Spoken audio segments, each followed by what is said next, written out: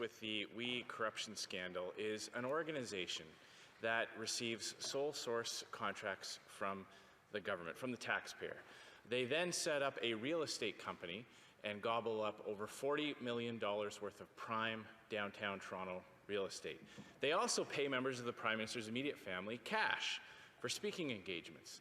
And they also provide a huge platform for Liberals to do their campaigning. They even did an election-style ad promoting the Prime Minister himself. But they get into trouble, Mr. Speaker. Red flags start going up about their bank covenant. Members of the board resign. And so they lobby the government, and the government gives them another sole source contract that they are able to take $40 million worth of administration fees from. Canadians rightly are concerned by this kind of you scratch my back, I scratch your back type of relationship with a Liberal-friendly organization. So I have a series of very simple yes or no questions to help Canadians understand the depths of this scandal.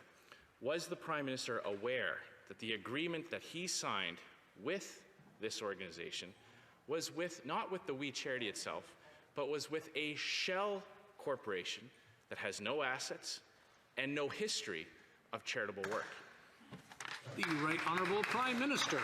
Mr. Speaker, as was made clear at committee, the nonpartisan public service recommended this approach as the only way to deliver this program in the timeline required this summer during COVID. Last week, I acknowledged that I should have recused myself, and I apologized. But our goal was and is to provide opportunities for students to serve in their communities right across the country in this unprecedented time. Obviously, the way it unfolded was regrettable, and the program is no longer unfolding as we'd said. In regards to aspects of the We Charity Foundation, the public service worked to find the best possible delivery of this program to get student grants for volunteer hours. The public service worked with the We organization to develop the agreement, and the work was done and negotiated at the officials level in those details. We have consistently approached as a way of empowering young people across the country, the way other governments of all stripes have worked with this organization in the past. The Leader of the Opposition. That didn't answer the question, Mr. Speaker. Was the Prime Minister aware that this agreement was being signed with a shell corporation with no history of charitable work? Yes or no? Right Honourable Prime Minister. The details of the agreement was worked out at the officials level.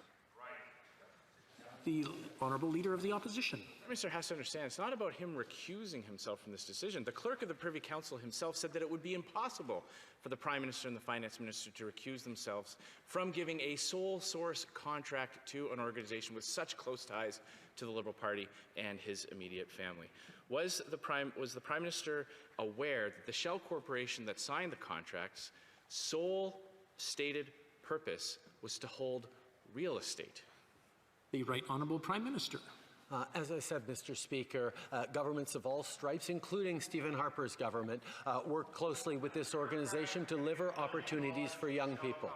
When it came to negotiating the specific contract with this organization, the civil service worked out the details of that. I'm just going to pause and stop the clock for a second. I understand that it's very emotional and it gets very tense in here sometimes, but coaching somebody with answers probably isn't the right way to have these sessions. I just want to point that out to those who are shouting across from one side or the other. The Honourable Leader of the Opposition. The Prime Minister or anyone in his office receive the unsolicited proposal that Craig Kielburger sent to officials on April 9th? Yes or no? The Right Honourable Prime Minister. No, Mr. Speaker, we move forward on creating a program that would get young people to serve right across the country. The civil service made recommendations around which organization we could partner with. The Honourable Leader of the Opposition.